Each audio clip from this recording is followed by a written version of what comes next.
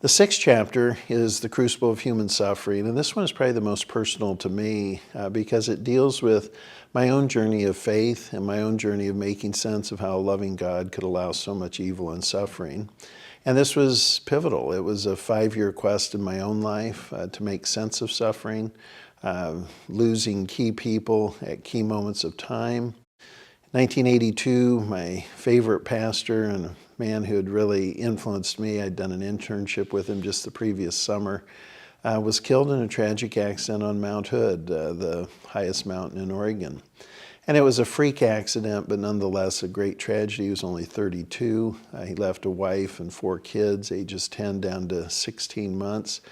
And it was just devastating in many respects, both personally and spiritually. But what I discovered over time is that if you'll do the work, if you'll actually work to understand how the problem of evil and suffering, you can make sense of it. You can come to a reasoned understanding, and that it becomes not a threat to your faith, but truly a divine passageway that prepares you for other challenges and setbacks that are sure to come. That's a huge step forward. So as I tell in the book, 7 years after the death of my favorite pastor, a man named Don Green, my own father died quite suddenly and unexpectedly at age 60 from a heart attack. And even though it was devastating to me emotionally, it wasn't disorienting to me spiritually or intellectually because I had done so much work to understand the problem of evil and suffering following Don's death.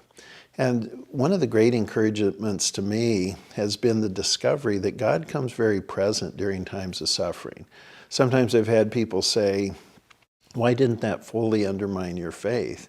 Well, if you actually deal with people who are in grief and in suffering from truly some of the most horrific things that can happen to us, what you discover is that it often doesn't disorient people from God. It actually draws them closer because they realize how futile so many other resources are to even meet that deep need that emerges during suffering.